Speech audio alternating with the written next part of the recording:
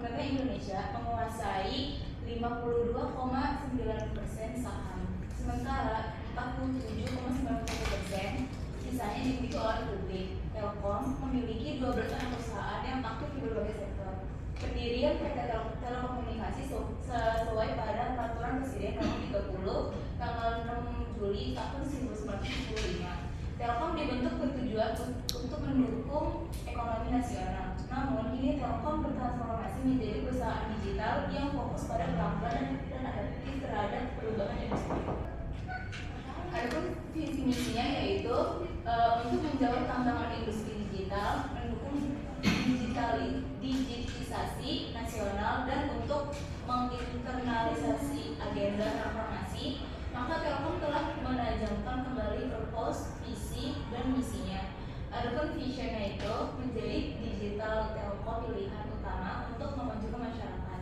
Purpose-nya mewujudkan bangsa yang lebih sejahtera dan berdaya saing serta memberikan nilai tambah yang terbaik bagi para pemangku kepentingan.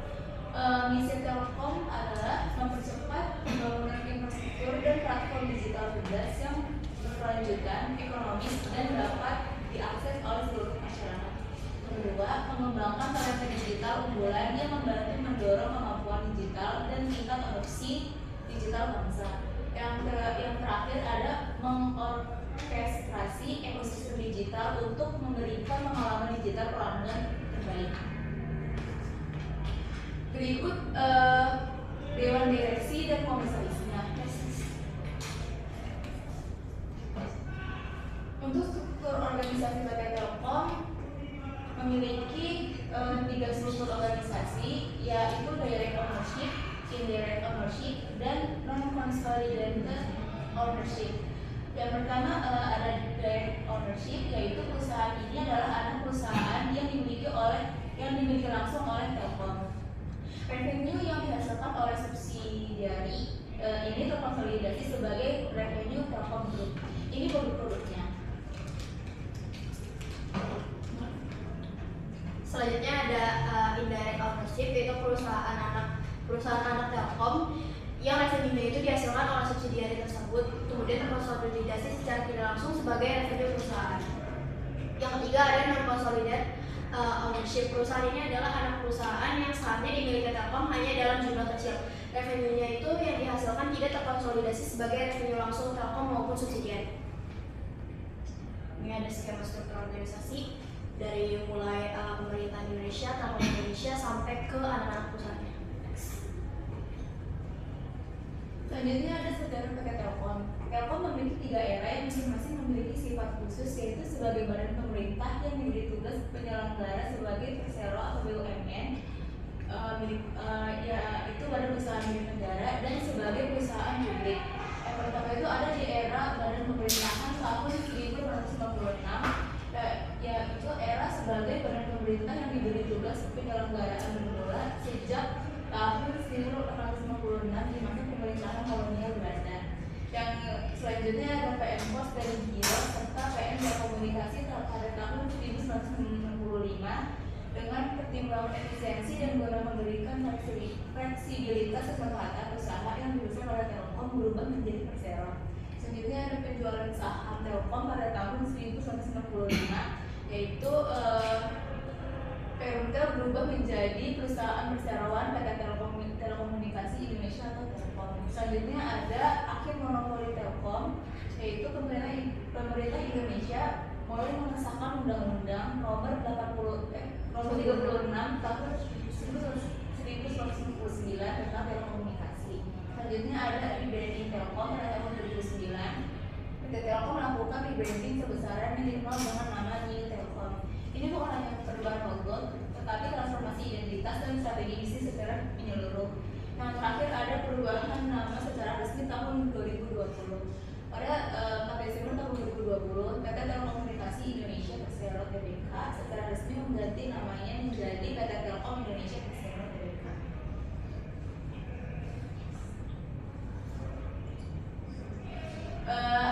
Adapun bisnis Telkom yaitu ini.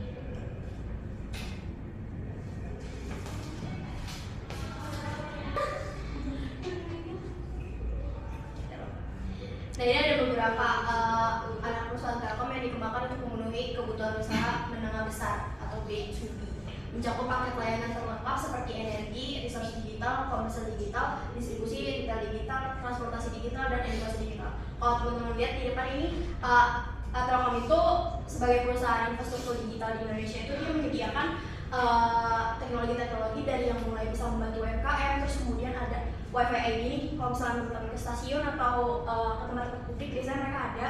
Terus soal big box data itu biasanya digunakan buat nyimpen data di perusahaan-perusahaan besar. Jadi ada Telkom Enterprise, sama aja sebenarnya diciptakan untuk kebutuhan kompleks dari bisnis korporasi besar serta pemerintahan dengan sarana telekomunikasi paling canggih yang mencakup paket layanan terlengkap seperti fixed network connectivity, call center, data center, serta manajemen layanan dan monitoring terlengkap. Selanjutnya ada Telkom personal, ini sama juga masih layanan juga. Adapun strategi terapan PT Telkom Indonesia yaitu 5 bold move. Yang pertama ada Fixed Mobile Convergence atau FMC. Strategi mengoptimalkan dan memungkinkan pelanggan untuk beralih tanpa hambatan terlepas dari lokasi serta perangkat untuk menciptakan WiFi yang tidak dapat dipecahkan. Lalu ada infrastruktur telekomunikasi dengan jaringan yang terkonsolidasi dapat memudahkan potensi bisnis lewat pemakaian aset minimal dan konektivitas non biaya. Lalu ada data center CO, yaitu untuk memenuhi kebutuhan pusat data kolaborasi hyper, scalar, dan teknologi yang besar. Kami berharap dapat memperluas kehadiran data center di Indonesia atau bahkan negara ASEAN. Lalu selanjutnya ada B2B Digital IT Service CO, yaitu dia dirancang untuk mengembangkan bisnis pelanggan untuk meningkatkan daya saing Telkom Indonesia melalui kemitraan Microsoft dan AWS. Yang terakhir ada Digico, yaitu mendorong potensi sumber pendapatan baru bagi perusahaan dengan cara mengambil keuntungan yang tidak dimiliki oleh kompetitor. Adapun produk unggulan Telkom yang pertama ada Indigo.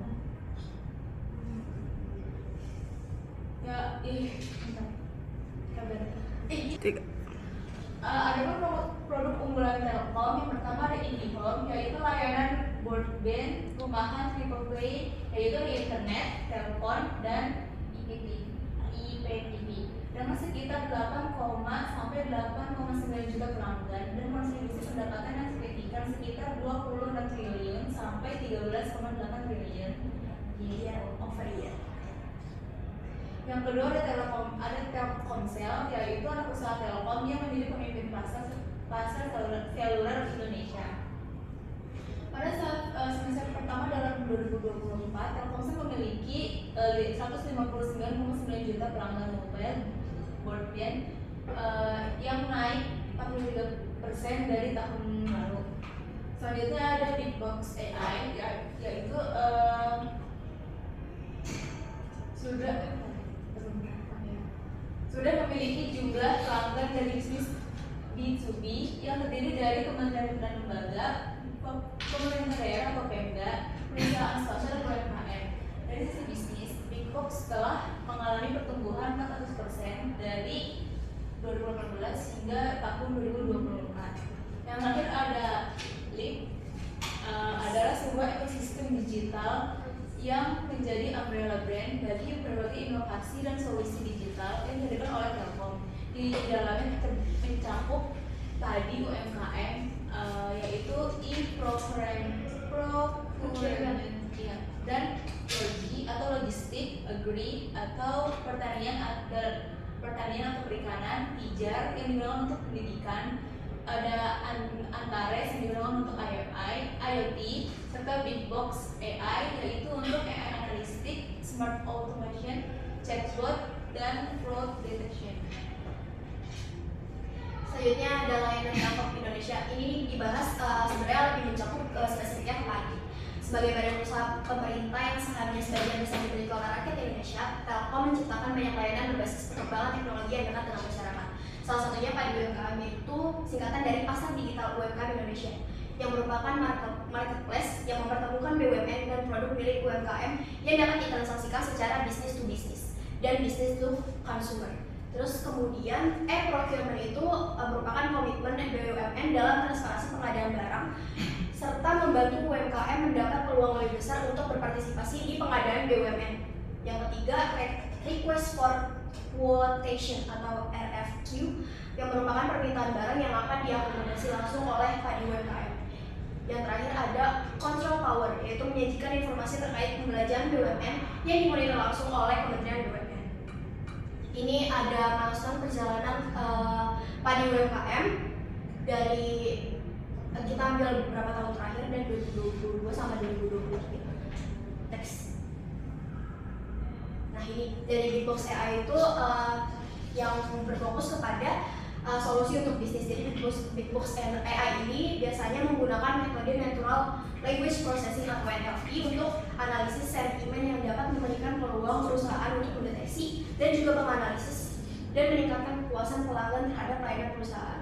NLP bisa digunakan untuk menganalisis sentimen, emosi pelanggan yang positif, negatif maupun netral. Kemudian dijabarkan ke dalam teks digital dengan hasil akurasi yang cukup tinggi. Data analisis NLP ini memberikan wawasan berharga bagi pelaku usaha dalam menemukan prioritas untuk meningkatkan kualitas produknya. Ini ada beberapa perusahaan yang sudah mengadopsi Big Box AI dari Bayi Telkom. Yang pertama ada Pegadaian, Pertamina, BRI, Bank Indonesia, sama ada Kimia Farma. Sebenarnya ada produk Telkom. Yang pertama itu ada Gruvia TV, merupakan layanan TV yang berbasis IP milik Telkom yang sudah dengan jelas apakah layanan tersebut telah diinginkan atau justru berevolusi menjadi UCTV. Terus selanjutnya ada Telkom Vision dan ISTV. Telkom Vision ini layanan TV berbayar berbasis satelit, sedangkan ISTV adalah sang produk dari Telkom Vision. Kabarnya sekarang sudah dijual menjadi transmedia. Terus selanjutnya ada Telkom Flexi. Telkom Flexi adalah salah satu produk komunikasi seluler berbasis CDMA. Pelanggannya sudah diintegrasikan ke Telkomsel dengan kartu as Flexi. Selanjutnya ada D5, yaitu produk Telkom yang bergerak di bidang payment gateway di bank dan institusi publik. Dan terakhir ada Belanja.com, produk layanan Telkom yang berupa marketplace yang bekerja sama dengan eBay. Karena fitur yang kurang menarik dan promosi yang kurang gencar, Belanja.com harus ditutup bahkan saat baru pertama kali muncul. Selanjutnya ada layanan lainnya yang berbasis teknologi yang paling dikenal. Itu ada layanan jaringan. Ciri khas Telkom itu berkaitan dengan provider untuk mobile phone, SMS, akses internet berbasis seluler, serta layanan tambahan lainnya. Kemudian ada layanan interkoneksi dan browser, menyediakan layanan penghubung antara jaringan, layanan infrastruktur jaringan, pusat data, serta platform untuk distribusi konten digital. Terus yang terakhir ada layanan internet rumah. Ini yang paling terkenal ada di Home, menyediakan fasilitas komunikasi rumah tangga, mencakup telepon rumah, koneksi internet yang tetap, termasuk jaringan wifi dan televisi berbasis internet IPTV.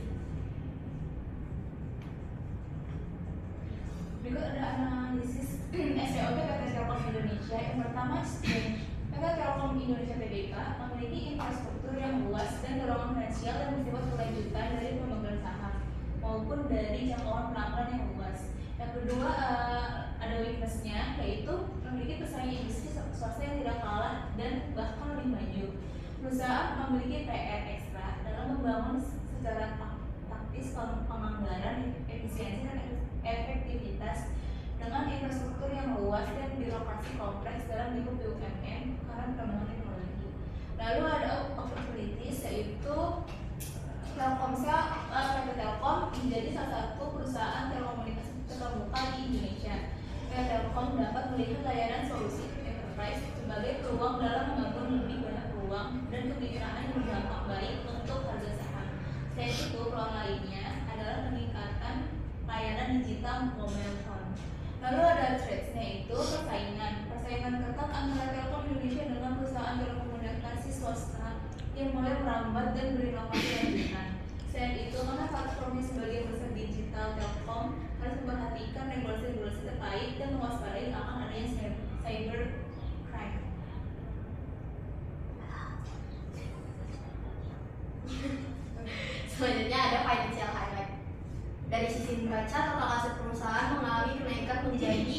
675 triliun pada tahun 2024 dari tahun sebelumnya itu 287 miliar 0,04. Namun ekuitas yang didapat diatribusikan kepada pemilik perusahaan justru menurun dari 152,09 triliun menjadi 135,74 triliun.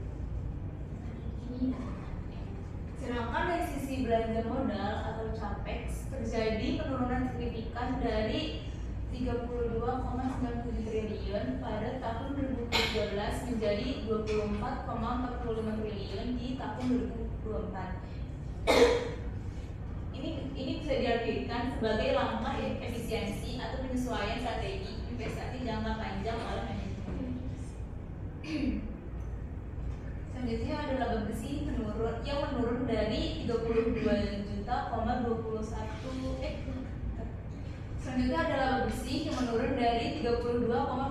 triliun pada tahun 2023 menjadi 30,74 triliun di tahun 2024. Penurunan ini turut tercermin pada indikator profitabilitas seperti ROA atau return on asset yang turun dari 11,22% menjadi 10,3%, serta ROE atau return on equity yang menurun dari 20,57% menjadi 18,9%. Risiko likuidasi melalui rasio lancar meningkat 77,7% menjadi 82,2%, mengindikasikan perbaikan dalam kemampuan perusahaan untuk memenuhi kewajiban jangka pendek. Selanjutnya ada market analysis. Telkom mengacu pada pendekatan teori SCP atau Structure, Control, dan Performance, merupakan sebuah pendekatan yang dapat digunakan untuk melakukan analisis terhadap struktur pasar, perilaku, dan kinerja sebuah industri. Struktur pasar industri telekomunikasi Indonesia berbentuk oligopoli dalam Undang-Undang Nomor 36 Tahun 1999 tentang telekomunikasi. Struktur pasar industri telekomunikasi sebesar 90% lebih hanya dikuasai oleh 3 perusahaan, yaitu PT Telkom, XL, dan Indosat. Telkom memiliki sebagian besar konsentrasi struktur pasar lebih dari 60%, sedangkan XL Axiata dan Indosat memiliki konsentrasi pasar kurang dari 20%. Ini grafiknya. Selanjutnya masuk ke pembahasan. Telkom Indonesia memiliki potensi besar untuk mempertahankan dan meningkatkan posisinya sebagai pemimpin pasar di industri telekomunikasi yang rancanya itu nasional. Dengan mengoptimalkan kapasitas jaringan yang ada, manajer dapat mengefisiensikan biaya operasional dan meningkatkan margin keuntungan tanpa perlu menambah biaya tetap. Serta keseluruhan manajemen Telkom perlu mengintegrasikan berbagai konsep ekonomi manajerial seperti analisis permintaan, pengendalian biaya, pengukuran efisiensi produk, serta strategi pasar yang berbasis data. Kemudian keputusan yang diambil tidak hanya mempertimbangkan aspek teknis atau politis, tetapi juga kalkulasi ekonomi yang rasional agar perusahaan dapat bertahan dan tumbuh dalam pasar yang sangat kompetitif dan cepat berubah. Selanjutnya, Telkom merupakan salah satu perusahaan yang implementasi penguasaan pasarnya disebut dengan oligopoli, bersama dengan pesaing utamanya yaitu Indosat Ooredoo, Hutchison, dan XL Axiata. Terjadi hal demikian karena hambatan masuk pasar yang tinggi menahan lebih banyak pesaing karena harus mempertimbangkan biaya infrastruktur, lisensi, dan juga teknologi. Karena merupakan perusahaan BUMN, strategi perusahaan Telkom sendiri harus dipengaruhi oleh kebijakan dan regulasi pemerintah. Sebab sebagian saham di perusahaan Telkom itu merupakan milik pemerintah. Pemilik mayoritas saham Telkom adalah pemerintah Republik Indonesia. Yang tadi udah kita bahas, kepemilikannya itu ada sebesar 52,09% sendiri di pemerintah, sementara sisanya kepemilikan saham sebesar 47,91% dipegang terbuka oleh publik. Ini ada di slide. Next.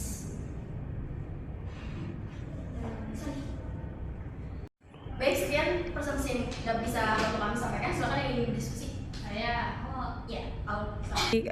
Silakan. Gimana PT Telkom ini dapat Ini sambil dicetak nggak? Oke, kalau nggak nih, Ya. silakan dong. Nah, jadi jangan dipotong lagi. Silakan dong pertanyaannya. Gimana PT Telkom ini dapat mengelola si data konsumennya ini. Nah terus gimana tanggapan kalian soal PT Telkom yang kebocoran data dan kalian gimana dalam konsumen? Oke, terima kasih. Kak. Ada lagi nih? Saya, Silakan. saya mau nanya, yang tadi kan PT Telkom ada beberapa produk yang gagal. Benar. Itu berarti bisa dikatakan gagal itu setelah beroperasi berapa lama? Kayak misal 2 atau 3 bulan dia dikatakan gagal. Nah rata-rata dari itu lebih dari 2 produk kan gagal semua, itu rata-ratanya berapa produk? Dan kenapa kalau udah gagal itu berarti ada apa ya? Telkom tuh masih ada kesempatan nyoba lagi sampai gagal berkali-kali, itu masih terus dicoba lah gimana? Oke. Terima kasih. Tanggapan menurut kita itu terkait isu data pelanggan Telkom yang bocor itu, pertama, Telkom itu sebenarnya harus melakukan transparansi dulu terkait dengan kenapa data tersebut bisa bocor. Karena kan saham mereka walaupun lebih besar dipegang sama pemerintah, tapi juga ada rakyat yang mengelola saham tersebut gitu. Jadi harus dilakukan transparansi, itu kemudian harus investigasi dulu.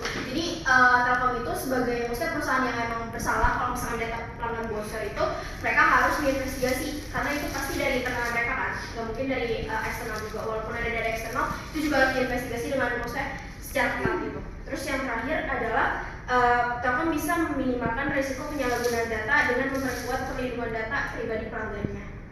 Beberapa tips itu ada data pribadi seperti nama, alamat, nomor telepon, data kartu kredit yang sangat penting dapat dilindungi karena dapat disalahgunakan untuk berbagai tujuan yang merugikan pelanggan seperti pencurian identitas, penipuan, atau pemerasan.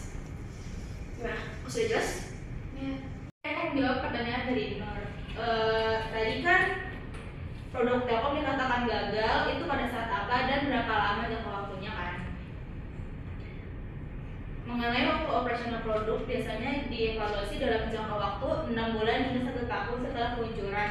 Namun ada juga produk yang dianggap gagal lebih cepat dalam waktu 3 bulan, terutama jika ada masalah signifikan yang muncul setelah peluncuran. Terus rata-rata waktu antara produk yang gagal bervariasi tergantung pada banyak faktor termasuk jenis produk, pasaran tuju, dan strategi pemasaran. Namun secara umum banyak produk yang gagal dapat dievaluasi dalam rentang waktu yang sama yaitu 6 sampai 1 tahun. Apakah bisa Mbak? Menjawab. Terima kasih. Sekian dari kelompok kami, mohon maaf. Assalamualaikum warahmatullahi wabarakatuh. Wow.